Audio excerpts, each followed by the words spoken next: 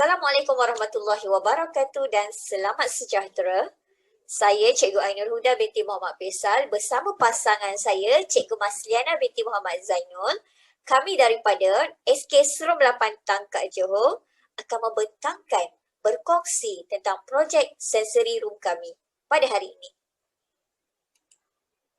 Sebelum itu, mari kita flashback lihat video yang kita hantar untuk pertandingan ini.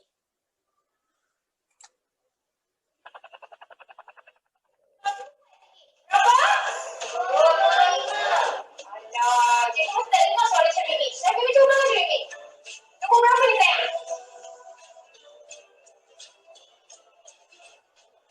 Cikgu tak dengar lah Cikgu ni. Sampai, you buat tak? Kita pun buat.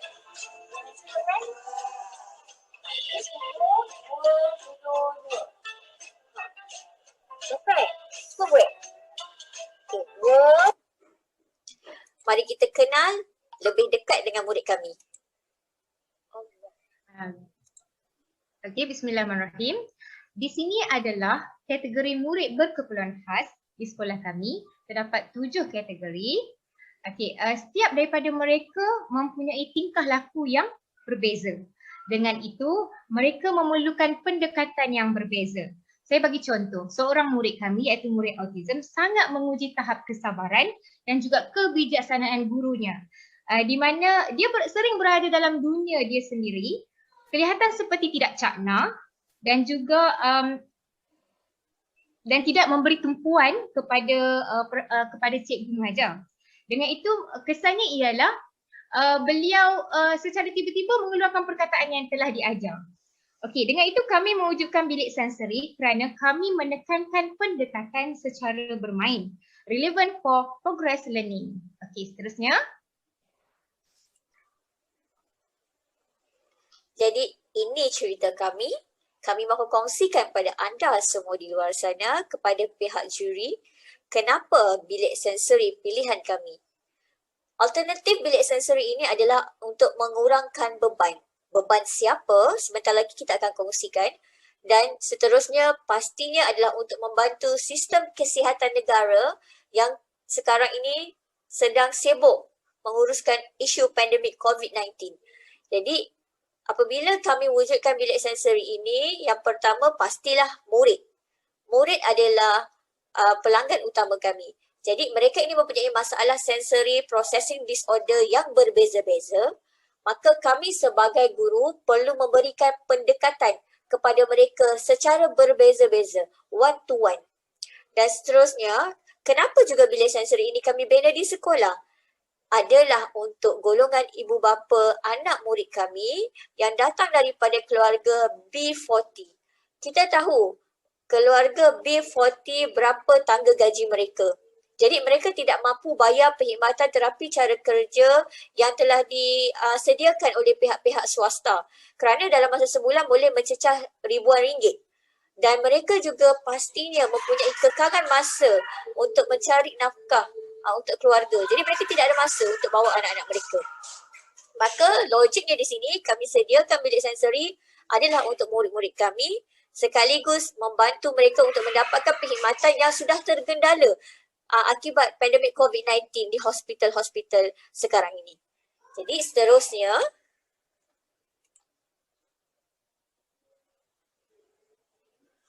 okey, misi kami bermula.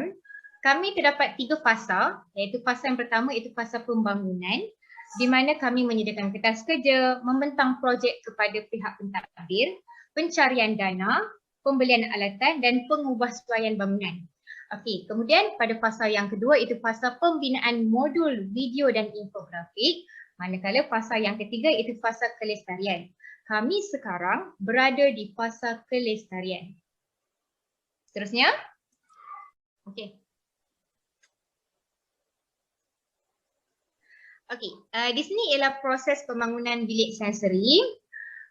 Boleh kita lihat pada gambar yang pertama dan kedua, pada awalnya kami tidak menerima kata putus daripada pihak pentadbir kerana kami meminta 1B daripada kelas pemulihan. Setelah peralatan dibeli, kami on juga dengan membina ruang sensory di kelas kami masalah yang kami hadapi ialah ruang begitu sempit dan murid lebih terganggu dengan persekitaran.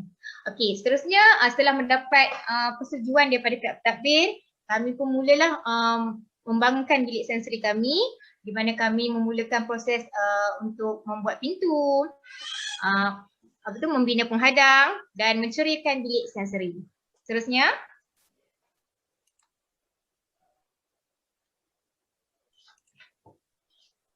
okey, kita lihat video awal dan kini.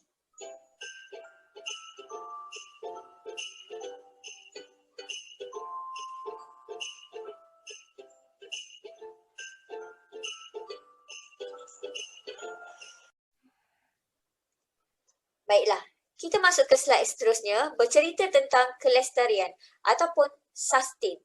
Jadi apa yang kami telah rancangkan untuk kami sustain bilik sensori ini, yang pertama kita akan lakukan penambahbaikan modul penggunaan alatan di dalam bilik sensori. Modul telah pun ada, cuma kita perlu tambah baik sahaja. Kemudian yang kedua, kami merancang untuk melatih kemahiran penggunaan alatan di dalam bilik sensori ini kepada guru-guru di sekolah kami dahululah. Bermaksud sekiranya kami berdua dipindahkan ataupun berpindah ke tempat yang lain, bilik itu tidak termati di situ sahaja. Ia boleh digunakan oleh guru-guru yang lain sebagai satu bilik resource lah. Dan yang ketiga adalah kebergantungan ataupun engagement. Maka kami telah merancang untuk melakukan engagement bersama pusat terapi ataupun bersama hospital. Kita akan adakan latihan terapi di bilik sensori sewaktu PDPC mengikut jadual yang telah ditetapkan.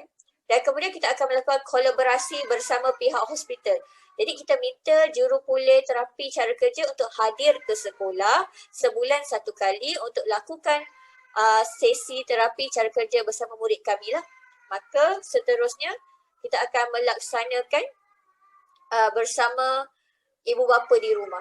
Kita akan ajar ibu bapa, kita akan tunjuk ibu bapa apakah latihan-latihan yang dilakukan di dalam bilik sensori ini dan mereka boleh menonton video terapi di YouTube channel kami. Okey, ini merupakan kos yang kami belanja pada fasa yang pertama, iaitu fasa pembangunan. Namun kami masih kekurangan dan memerlukan lebih dana untuk melengkapkan peralatan lain. Malah kami juga ingin mengambil kelas untuk mendapatkan certification yang melayakkan kami menjalankan terapi ini kepada murid-murid. Seterusnya. Okey, baiklah. Sebentar tadi Cik Mas Liana telah membentangkan kos yang telah kami keluarkan ataupun kami cari. Untuk pengetahuan pihak juri, kami tidak mendapat dana daripada pihak sekolah kerana kami menjanjikan sekiranya kami dapat satu B kelas, kami akan cari dana itu sendiri untuk membangunkan bilik sensori kami. Dan Alhamdulillah, ianya berhasil dan dengan ini kami berharap grant 6,000 yang dapat daripada Kickstart Award ini akan kami belanjakan untuk yang pertama adalah swing bolster dengan harga RM839. Kemudian kita perlukan monkey bar set iaitu RM4,600. Dan semestinya kita perlukan aircon kerana murid kami ramai antara mereka adalah jenis yang sangat sensitif. Dan dalam masa yang sama kami berkongsi plug dengan kelas pemulihan dan kita mengalami kesukaran di situlah untuk buka dan tutup plug. Dan seterusnya kami perlukan yuran permulaan untuk kami pergi ke kursus Iris Sensory Integration Certificate Program untuk melayakkan kami sebagai seorang guru melakukan terapi kepada murid-murid kami. Baiklah. Okey, di sini ialah kajian yang telah kami jalankan yang bertajuk meningkatkan kemahiran menulis murid pendidikan khas menggunakan modul latihan fizikal A2. Berdasarkan ujian pra dan pos menunjukkan bahawa terdapat kesan yang positif ke atas murid-murid terutama kepada fokus mereka, keyakinan dan perubahan sikap mereka. Bilik sensori ini telah bermula dari tahun 1975 Ia bukanlah sesuatu yang baru. Okey, di samping itu kami juga telah menjalankan soal sidik bersama-sama dengan guru-guru pendidikan khas.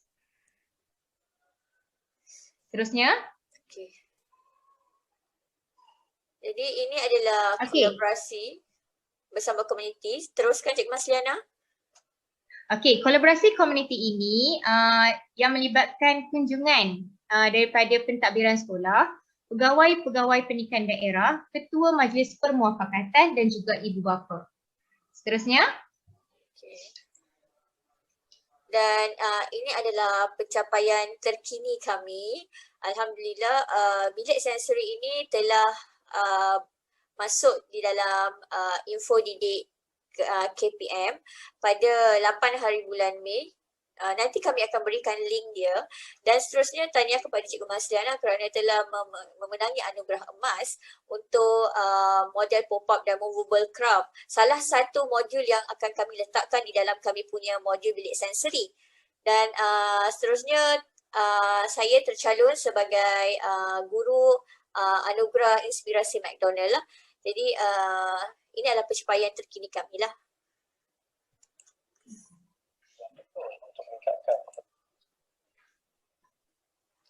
Jadi, kenapa bilik sensori? Kita dah bercerita daripada awal, bilik sensori. Apakah penting sangat bilik sensori ini?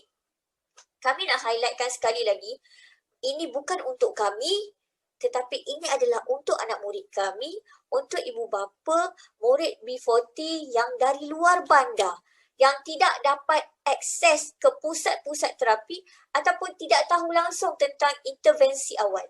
Maka apa yang berlaku sekiranya mereka tidak dapat intervensi awal, ketidakupayaan kemahiran ataupun tingkah laku mereka dalam pembelajaran akan bertambah teruk. Jadi sukar untuk mereka mengikuti pembelajaran di kelas secara normal. Jadi inilah impian kami sebagai cikgu untuk permata syurga kami dan kenapa kami pilih Kickstart Award. Dan mari kita tonton video daripada Zero to Hero sebelum kita ke penutup. Run away to a world that we desire. Every night I lie in bed, the brightest colors fill my head. A million dreams are keeping me awake. I think of what the world could be, a vision of the one I see. A million dreams is all it's gonna take. Oh, a million dreams still worth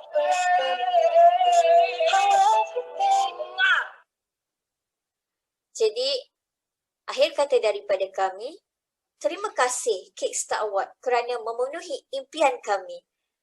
Selamat berjumpa lagi. Bye.